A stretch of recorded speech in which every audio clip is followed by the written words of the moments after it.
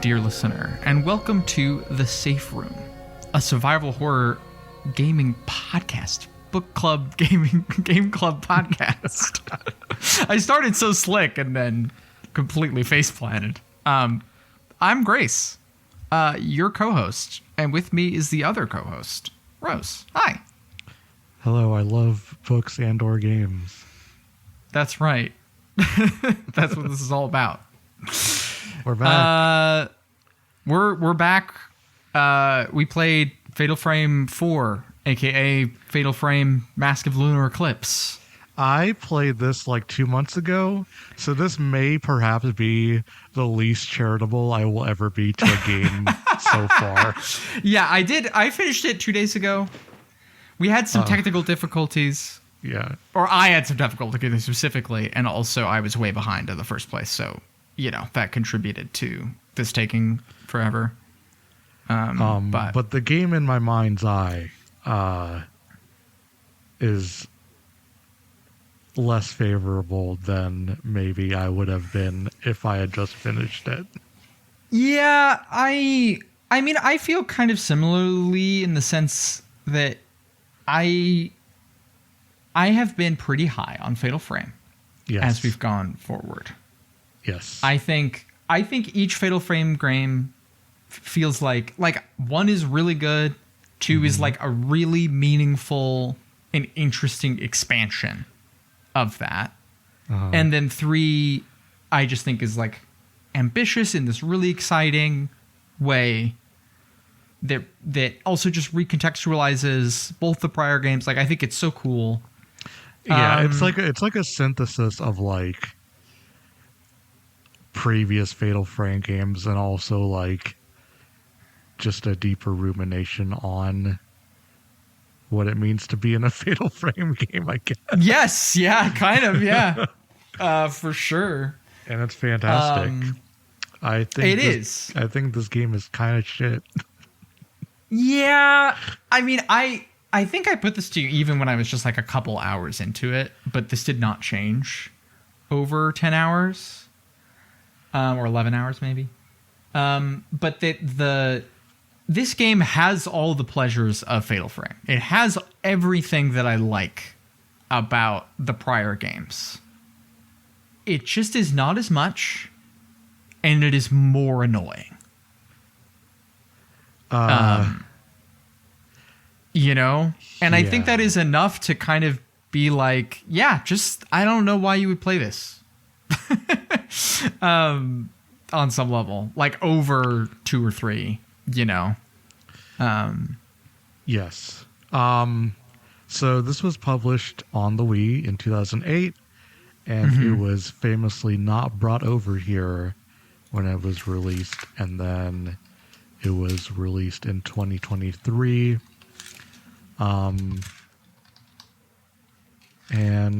I want to say, yeah, it was released on everything when it came out over here. So Yes, yeah. yeah. And it comes out over here in the post Wii U game coming out over here. And I don't know a lot about that Wii U game. However, I do know that it kind of shares a similar gameplay design ethos. Like, we're about to complain about this game. It's super slow.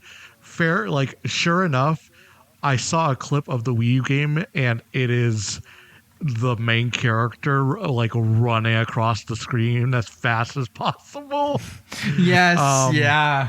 But then it also has the stupid hand mechanic that we'll also get into. Yes. Oh, God. But this is also a game where like it's co-developed by Grasshopper Games and co-directed by Suda.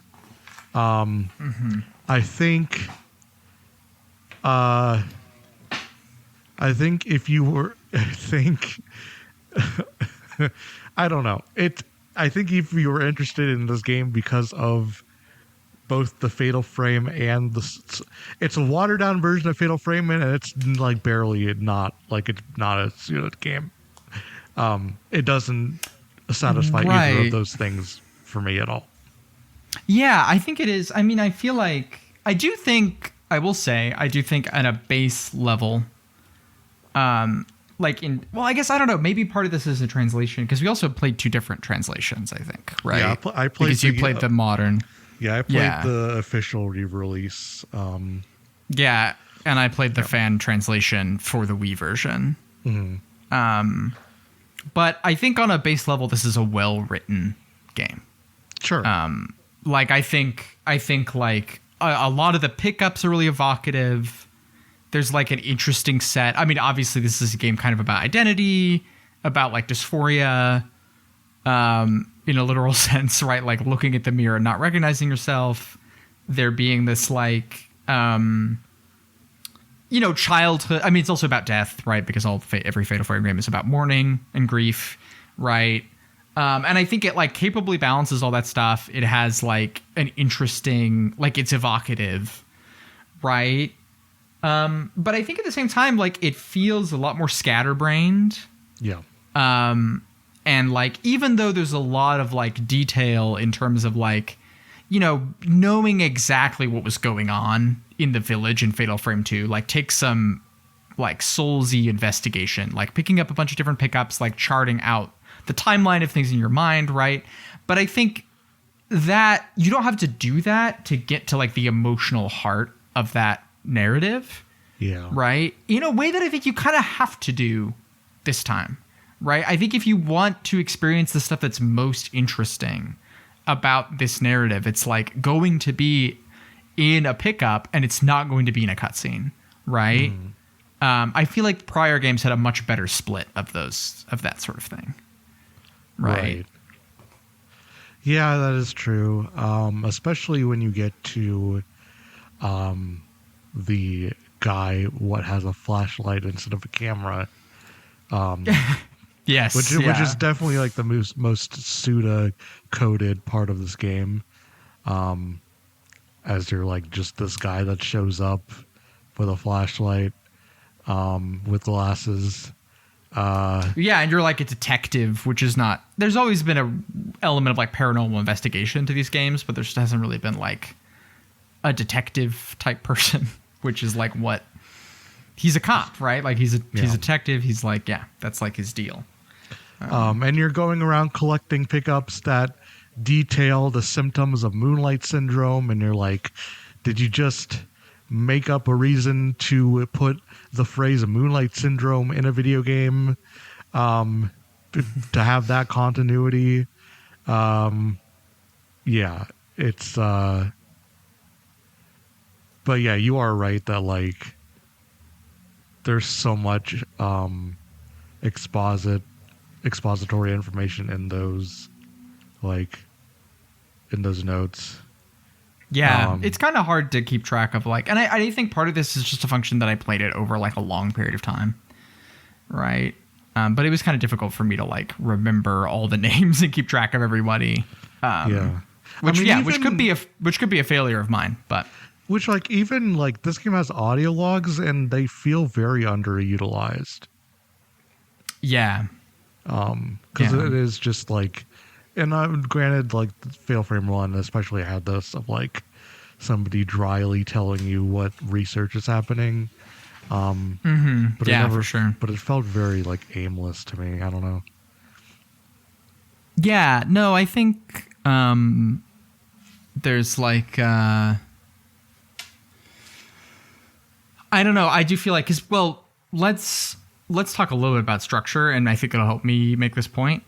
Because it is like, you play as this detective guy with the flashlight, and you play as two girls who have the camera, who have like different camera obscuras, right? Because they have like different upgrade trees and stuff, right? Yeah. And so basically, like the game, up until right at the end, it like alternates between these three protagonists. Right? It a la Fatal Frame 3, right? Like it is borrowing, and it's also a shared location. You know, all of them are exploring the same like manor house plus hospital. Or like, no, it's like a psychiatry ward basically, and attached to a hospital. Yeah. And all of them explore the same location, go to some of the same areas, right? Etc. So it's like the dream house in 3, right? And I just think that was such a like the sense of routine and of coming back to a place in Fatal Frame 3 was so powerful, and the fact that it was a dream contributed so much to that, and that you only got this feeling of like flickering, incomplete access to a space, right? Yeah. Was really cool and evocative, and I think it just does way less here in terms of like it is like a shared video game location, and I think you feel the way like this Fatal Frame 3 had plenty of backtracking and plenty of going through the same areas again, but because it was like contextualized in this particular way, I think it felt so eerie. It had this punch to it that I think it does kind of become like, this is the place where the video game takes place, and I'm moving through the same area with like a different little blorbo each time. I think it does that, you know, I don't know if that rings true for you, but it felt to me like way flatter as like as like an operative structure. Do you mean in terms of like exploring the space or exploring the space? Yes. Yeah. Yeah. Part of it is like the setting is not very interesting to look at. Mm-hmm. And there's also no fixed camera angles either. There may be like one or two that I may cut to if I remember correctly, but it is behind the back. It is like behind the back, like you are controlling the character directly. Yeah, these are the post RE4, like in a structural way, Fatal Frame games. But yeah, and I just think like both the Wii version and the Wii or the remastered, it just doesn't have an like other than like, well, let me rephrase the like design of the mansion that you're navigating. Like there's not a lot. It's not very compelling as a setting.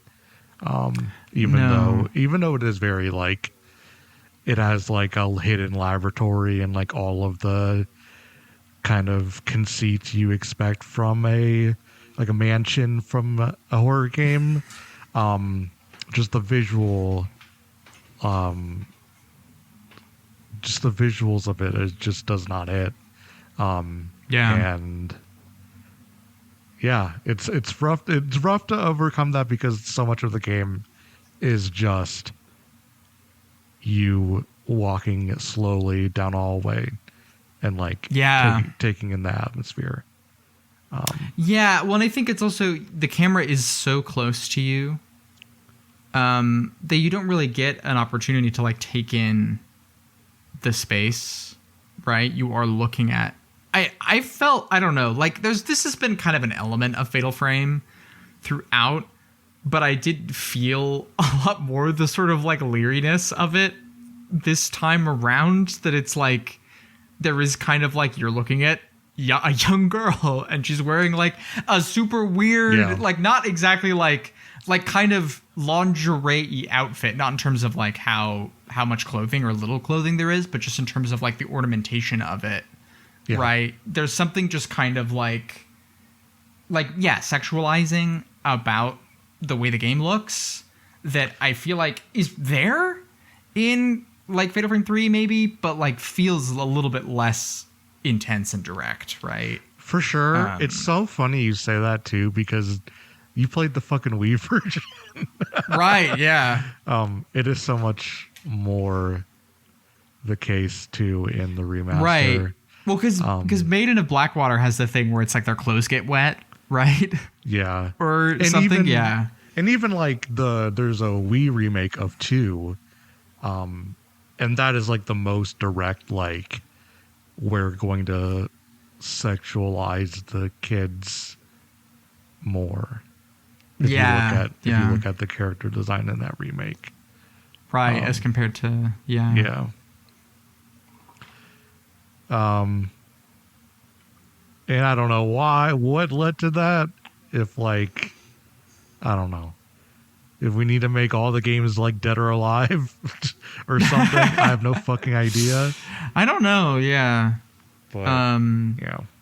Well, I think that was also like, I think this was something that I think Fatal Frame 3 felt. I mean, this is such a ridiculous video game critic thing that I'm about to say. But I think something that felt very impressive about Fatal Frame 3 was that it was like about an adult woman.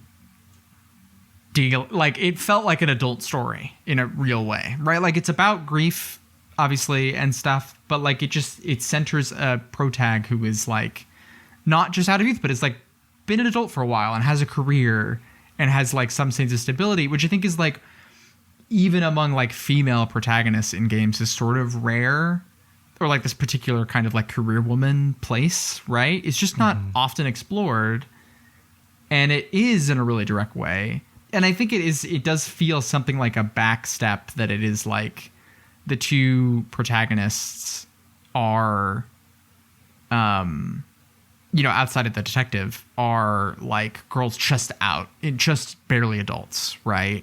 Mm-hmm. And also that's so much about like them being children, right, is like a huge part of the game.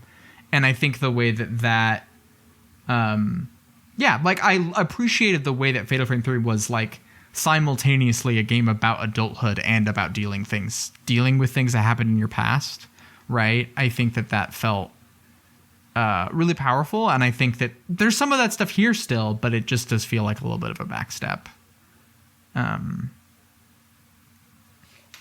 Yeah, and even in terms of like sexualization of the characters, like voyeurism is like a device used in 3 because you're in that apartment with her, like you are going through like a mundane sort of pattern throughout that game, so that is like baked in as part of the game, and even that wasn't as gratuitous as the stuff in this game. No, well, and I also think I guess maybe this is like, because you're totally right, but I do think it's interesting in 3. Like the voyeurism is like an interesting thematic element, as much as it is also like, yes, looking at beautiful woman, in her home, right? Like it's also that I'm not, but there is like it's got some meat there in a way that I just feel like this doesn't. I mean, even though I guess it is to some degree about like, it is about it being a young girl who like certain things are assumed of, like certain adult responsibilities are assumed of you, and that like damaging you, right, is like a element of like, the sort of ritualistic stuff in this game. That's also like common. It has in common with every Fatal Frame prior, right? But yeah, I mean, it does feel very much like I think, despite the ways that the first 3 games were really similar, everyone felt like a meaningful evolution of the ideas, and this it does feel like, here is another one of these, right? And coming off of Fatal Frame 3 being the last one of these we played, it does feel like a little bit of a letdown. It is also just like there are 2 characters in this game who are young women who have amnesia, and that does not make for interesting storytelling to me. Yeah, totally. Because that is like the 2 or like 5 girls were kidnapped. What is it? 15 years ago, 10 years.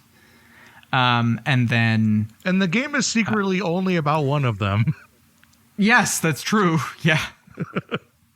Well, three of them just die, right? Like 3 of them get killed by the island, the haunted island, right? And then the other one, apparently, depending on the difficulty setting, you get like ultimate fate. Like she can't live, but it depends on whether you're playing on hard or something. according to Wikipedia. Not replaying that shit. No, that was like the thing is like I unlocked all these cosmetics and stuff and like things, and I also thought the rating setting was rude. Like as you like sent it to me when you what first did you get? Like I got a D.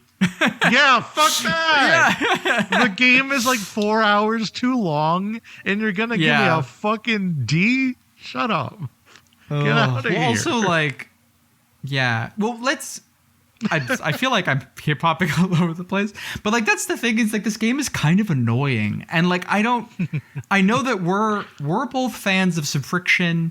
This is why we do this podcast, right? We want to play some games that like ask you to do things, you know, that are not. We just played fucking Pathologic 2, you know, but Pathologic 2 is like friction forward and is sometimes like anger inducing and like frustrating, but to me is not annoying, right? It may have some kind of annoying posture around some of this stuff, but like the moment to moment play of Pathologic 2 is really engaging and interesting and has inconveniences but not annoyances, right?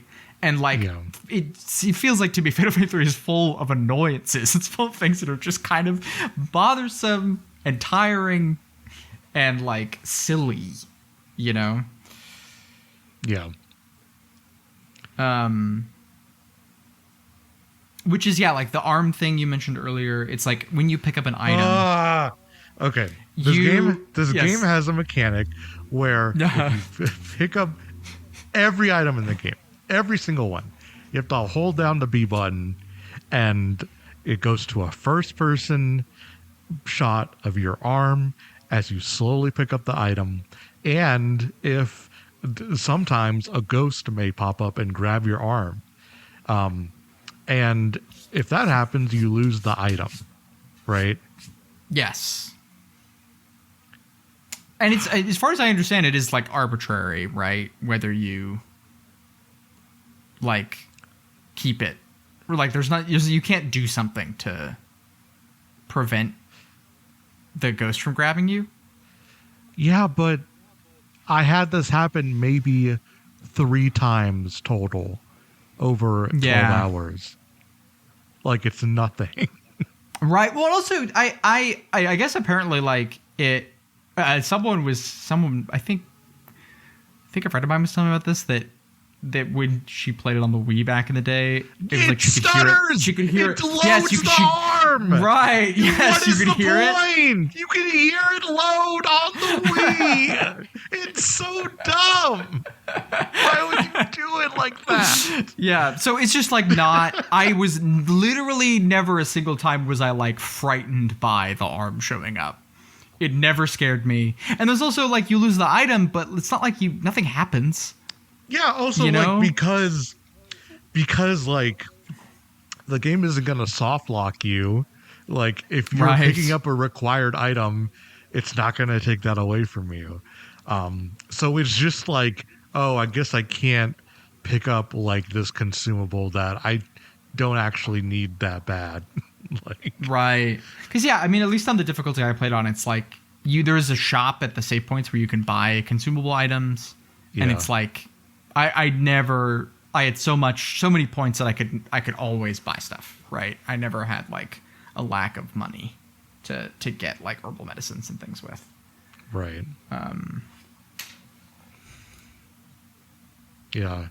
And also, this game feels so much easier than the other games. With the exception of one part. Which part did you struggle with? The fucking like stairs that go up to the final boss. And you have to like fight. Yeah, that's so annoying. And you have to like fight your dad like 3 times as you're going up the stairs. It's the fucking worst thing ever. No, it's that whole last, because I had to do that last sequence. Oh my god. This was not actually the fight I had the hardest time with in the game. Which we could talk about. But but there's that whole sequence which is super annoying, and then you fight the final boss at the top, and then you go to the organ. and you have to play a melody, because that's like a consistent thing that like you sometimes have to play the piano to like open something. And on the version you played, it's like you do timed button presses, right? Yeah. On the version I played, it's like a keyboard displays on the screen, and you have to move the Wiimote and press the correct key with like the Wiimote pointer in time with the music. No.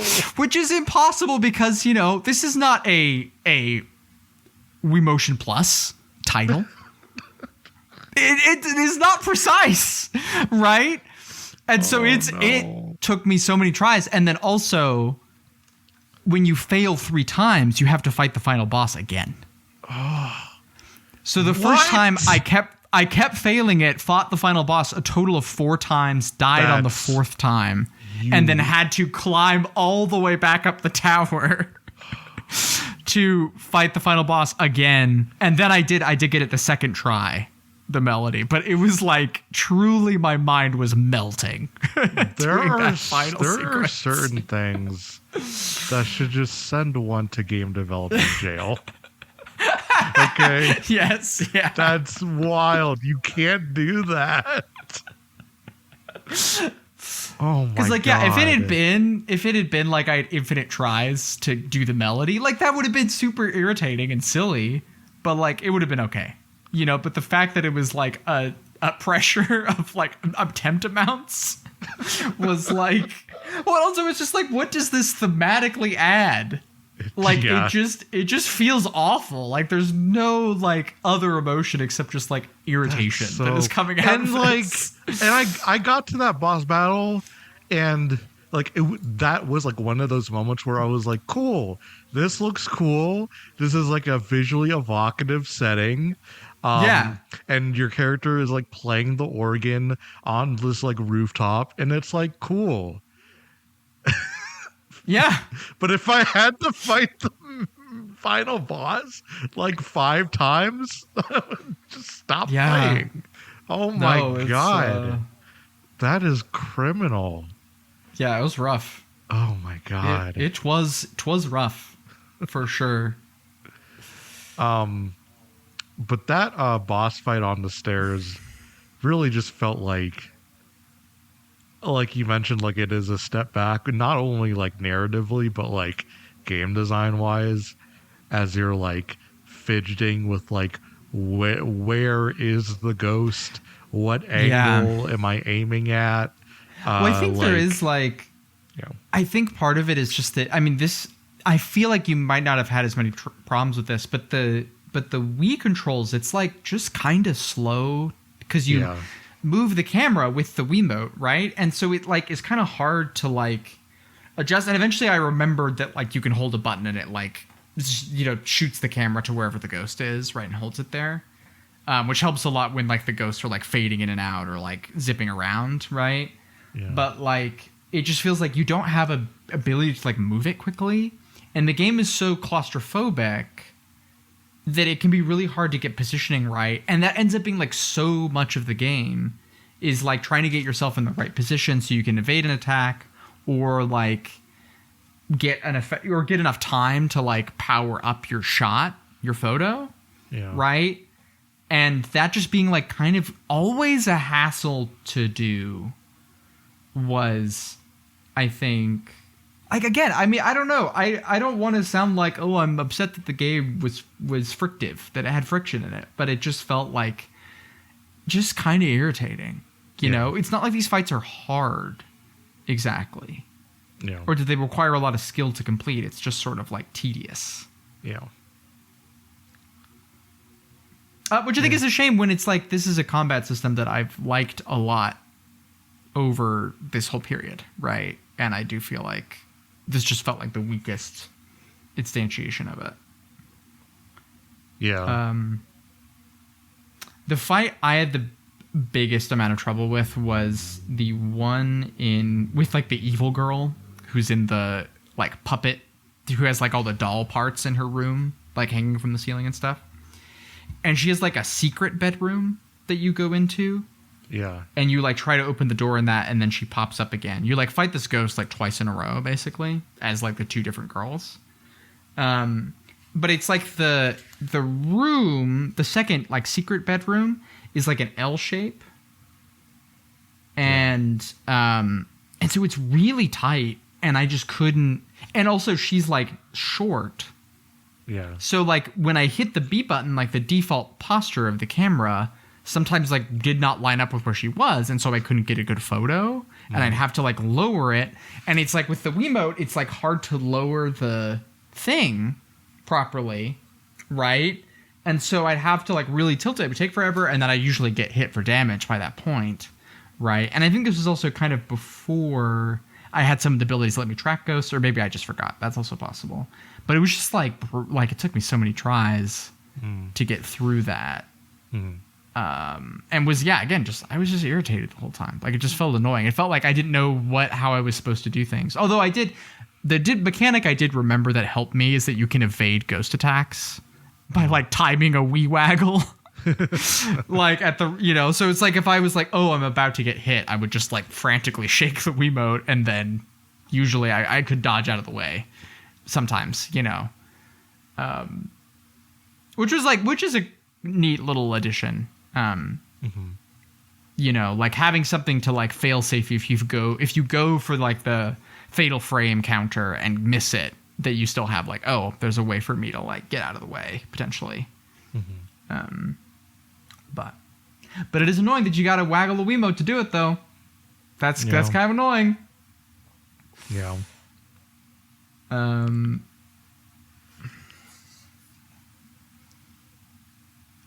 The movement speed is so fucking bad. Yeah, it's so slow.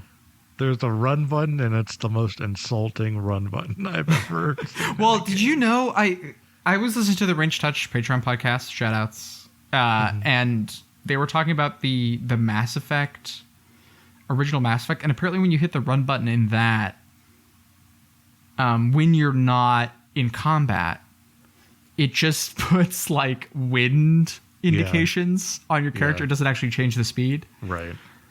Which is crazy. Yeah. It's like how big the Citadel is so big. Yeah.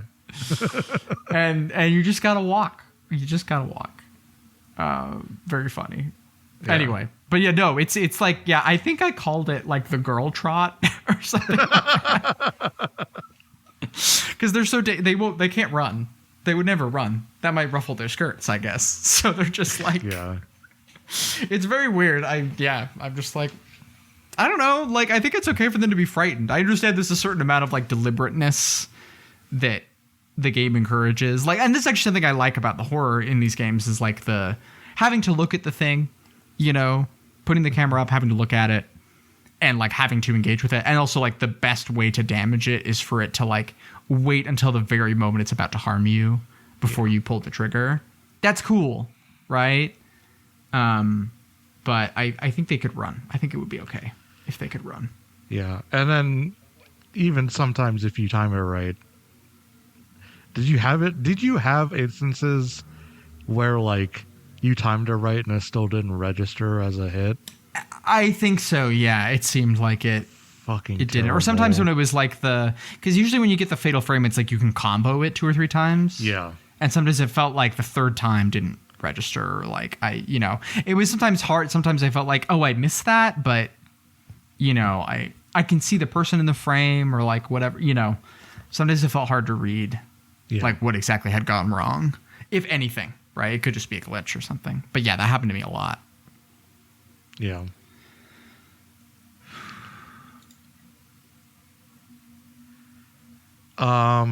Did you have a favorite boss? Did I have a favorite boss? I guess I had to look this up, but I like the boss where you fight, where it's like the ritual people doing the ritual. So it's like the one big woman and then the 5 girls. Yeah. That was cool. And then there's like fake girls. So there's ones that like rush up to you fast and then float away. And those ones like aren't the actual ghosts. And there's ones that like just slowly crawl forward towards you. And those are the ones you actually have to fight. is like a cute, like having these like visual recognition stuff is like, it's clever. I liked that, I think. Yeah.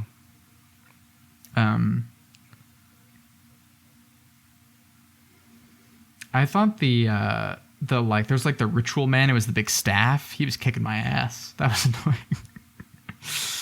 Because he would like zip up on me, you know? Mm-hmm. Where it's like he'd disappear and then reappear closer before I could like get the camera on him and like rid me of half my health bar. Yeah.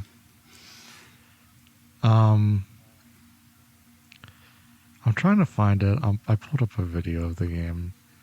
But that like, isn't there that like sexy ghost with the wheelchair lady in the garden? Mm-hmm. Yes. Yeah. Thought that was neat. I remember that. You know. Yeah, it's a cool one.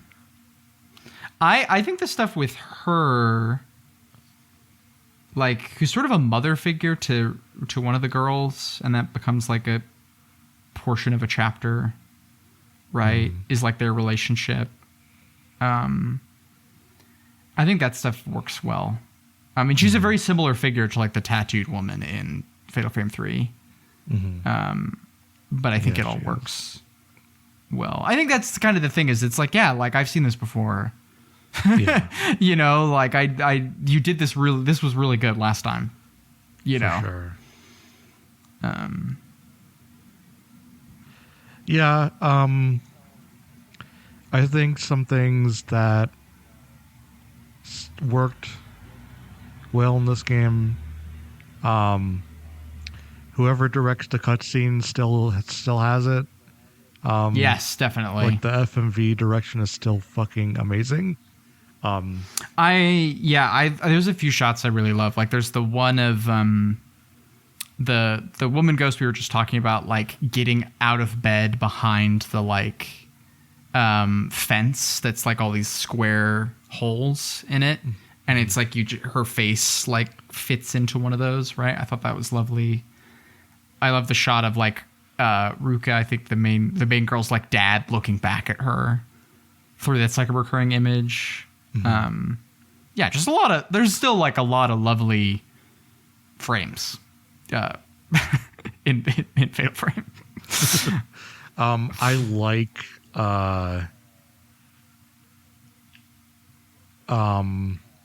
you're gonna have to remind me, like the thing is like morphing of faces is like a thing in this game, right? Yes, yeah, because it's like the disease. It's like as it becomes onset, it like your face vanishes. Yeah, right. Yeah. But there'll be scenes where like it would fade in on like the morphed face, right? There was like one specific scene.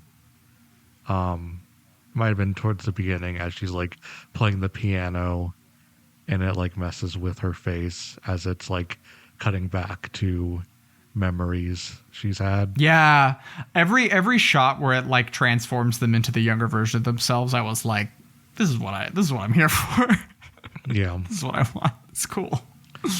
And there's that shot at the beginning where like it's that POV shot of like the tutorial character. I don't know her name, but there's a different character. Yeah. There's yet a different woman you play in the tutorial.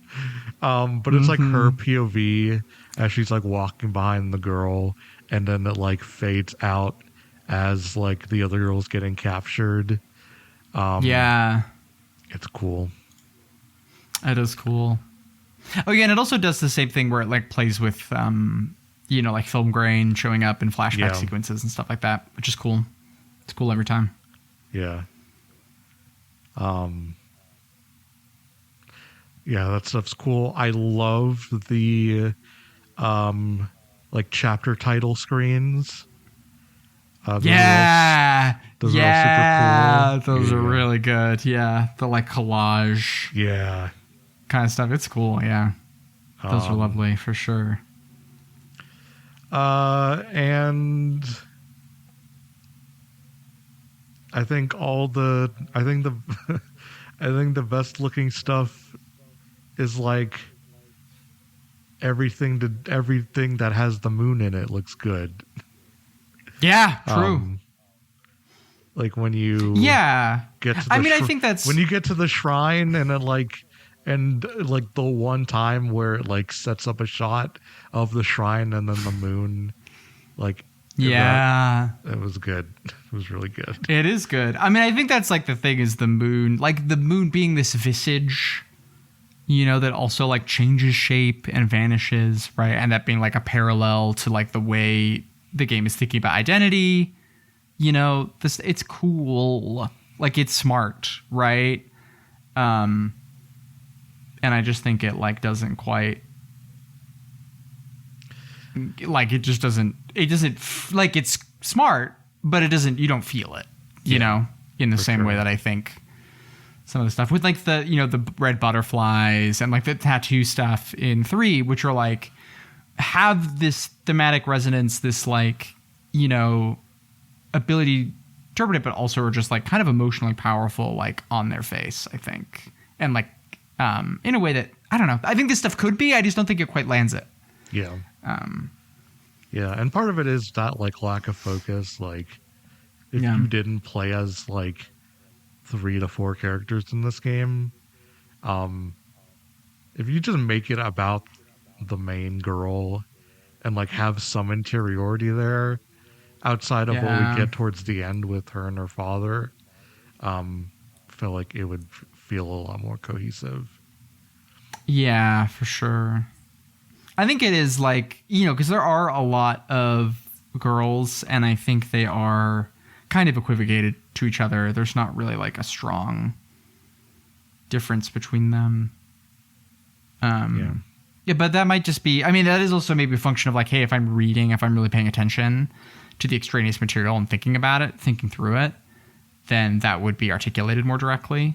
But, but it just, there's a lot of names. There's a lot of stuff. And I feel like it does, like, it kind of gets washed away and all that. It ends up feeling like a lot of noise. Yeah.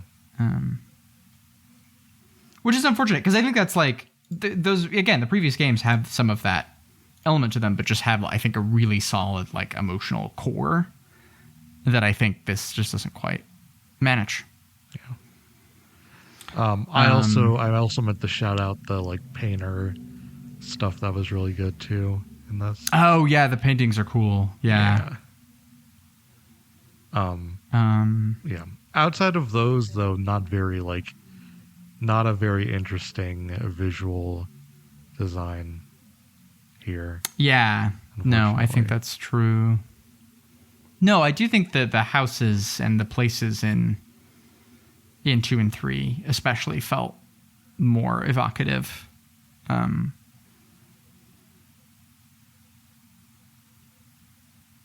Because you played a little bit of the Wii version, right?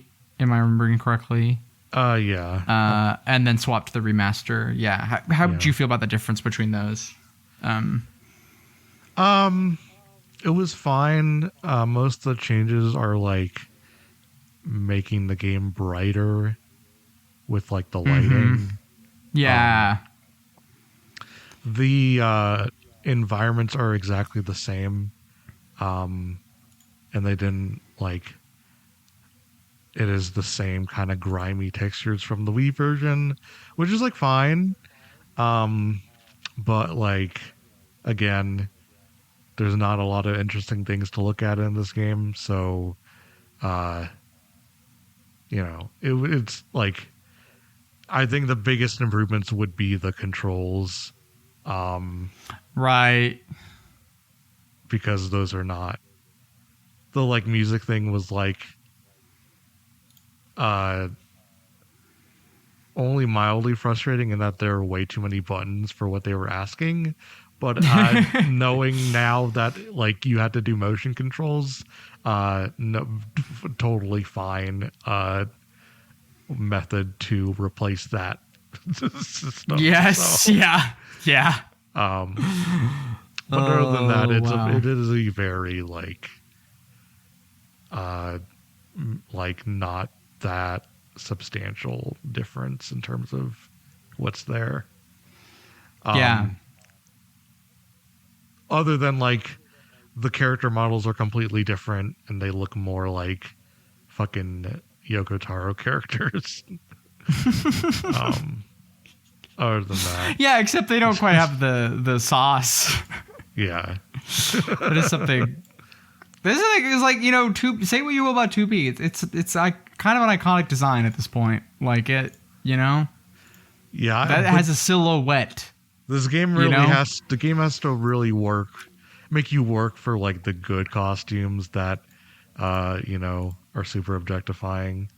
And do I really want to slowly walk down more hallways, taking pictures of dolls, just to get the sexy outfits? Not really. The doll stuff is so funny. The superimposed image. Yes, I do like the superimposed image of the kid a lot.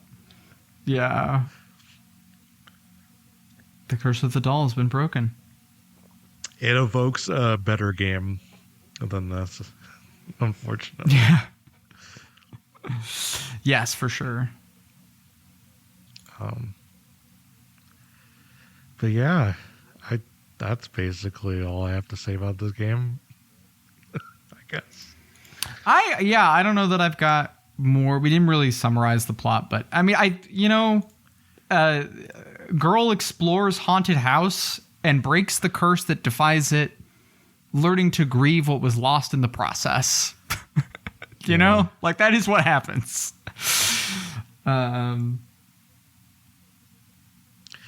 I just don't know, like, what constituted. There's a story associated with this game that, like, the head of, or like whoever runs the Fatal Frame franchise at this point, like, they requested Sue to write a treatment for this game, and then he read it and was like so put off by it that he like deleted it, and then went back and was like, wait, but we asked him to do this, so let me recreate his pitch for the game. Nothing in this game evokes any like of what that story would entail, of like what is disturbing about this game or like interesting. Yeah, I don't know. That's really interesting. Other than maybe like the face stuff. I mean, I don't know. But like even then, I don't know. I guess I just feel like there was already like ritualistic child sacrifice in Fatal Frame 2. Like, are we really like breaking new ground by being like, hey, have you considered that like children's psych wards could be sexually exploitative, right? Like, I don't know if that's like like so dark beyond the pale. Like, and it's also not. That stuff is not really explicitly handled. Yeah. Although I also feel like the violence was way more explicit in those games too. Yeah. I think that's true. Because like the intentions of the people, like a lot of the people are kind of good. Like, especially like the father character, right? Like he's just trying to make things right, you know? Yeah. And like building the titular mask to like cleanse the island of spirits or whatever. Like it feels, I don't know. It's just like, yeah. I don't know. Yeah. Yeah. There was the like doll stuff, I guess, where it's like she's in love with her doll, or like imagines the doll to be a girl, or something. I didn't quite clock this. Yeah. Which is maybe my failing, but I did like the idea of like the mask like not working during the ritual and stuff like that. And yeah, just the whole face warping thing and like playing with that in the context of this like ritual is like really cool. It just doesn't take it far enough to be interesting. Yeah. I think one of the like images that I think is really cool in terms of like, well, structural ideas, where it's like you have the like 3 different ritual rooms or whatever that are all like below each other. Yeah. You know, you've got the one that's like in the courtyard that like people go to, and then you've got like one below that that's sort of like a practice place, and then there's like the subterranean one where they like, you know, did the actual ritual and it failed and started, you know, blowing things up, right? Like there being this like outward and inward world stuff, like that's pretty cool, right? This thing that you show everyone else and the thing that you're doing, actually. I think that's like nice. It's cool. Yeah. But yeah. No, I mean, I'm kind of curious about Mane of Blackwater. Someone in a Discord server I'm in was like, no, it's actually really good. And I was like, okay, I'm willing to try it, but I think it'll be a little bit before we go back to this well. Yeah.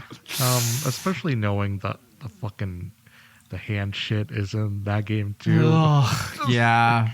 No, I don't have the patience for it like immediately after. Are you kidding me? Let's not bother. What do you want to do next time? Because I don't think we haven't talked about it. We have not talked about this, which was foolish. I mean, we could do something that we talked about doing last year that we didn't quite manage. I know we talked about doing Corpse Party. We wanted to do Alone in the Dark. I mean, I'm just shooting names out here, but we could fucking play Amnesia: The Dark Descent. I don't know. We could do.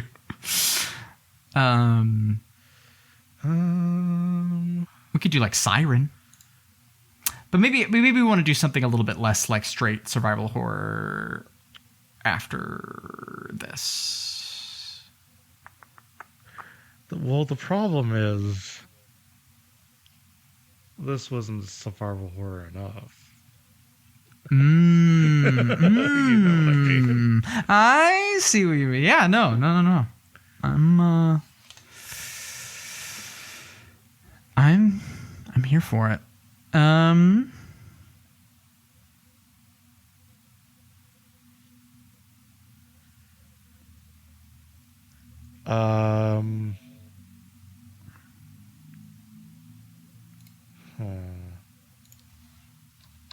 The thing is, like, for older games, there's like games that like I do want to play, but like I know are going to be not very good playing right, it. Yeah. So it's like, do you want to play a good game that's like interesting, or right, or do we want to play something? Do we just play a classic? You know, a classic of right. Game. Classic of game. Classics of game. Yeah.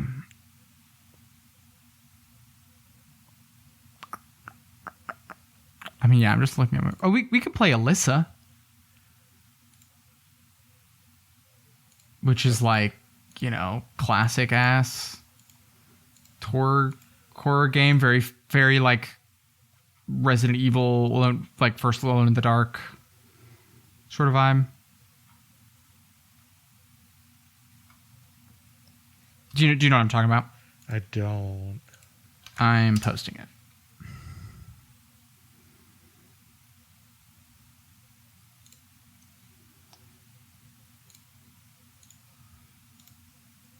I think it's something that is like on a list we made at some point, or, you know, but I don't think we've ever talked about it.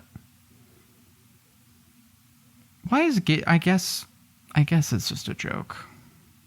It's like, why is Getting Over It with Bennett Foddy in horror? I'm like, having a bad time. It's not, but I guess it's a joke. I'm taking it too seriously. But,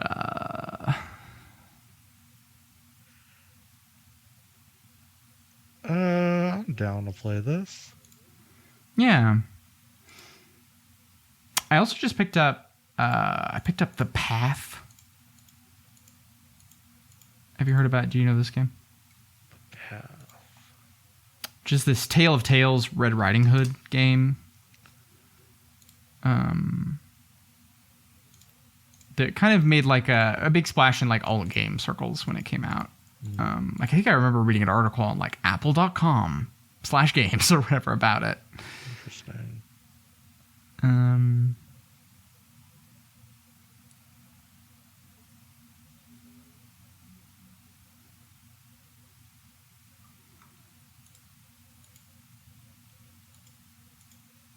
But yeah, this seems interesting. I mean, it's a game kind of metaphorically about sexual violence, right? Anyway, seems really cool. I know some friends who really, really like it. The thing about this podcast, I feel like we're never going to run out of games. We're not. We got games to play. There's so many. We're video gaming out here. All right. We're playing classic games that are weird every month.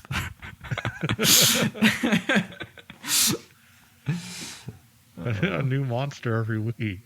A new monster every week, if you will. Yeah. Em and I have been saying, because it is just like, it's not just our vocabulary, but it's in my life vocabulary, that Zack Snyder video. And so we've just been saying, that's pretty weird to each other. Pretty weird. Yeah. So. Let's do Eliza. Why not? Yeah. Sounds great. Into it. At some point this year, though, I do want to play Code Veronica.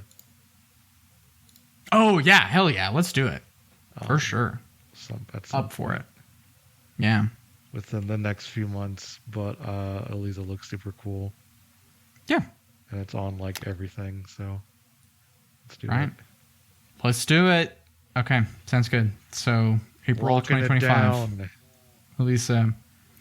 Do we have questions? We don't. Also. Okay. All right. We didn't really promote this time, so it happens. That's fine. We're at an hour. Who cares? Yeah. We did it. We did the thing.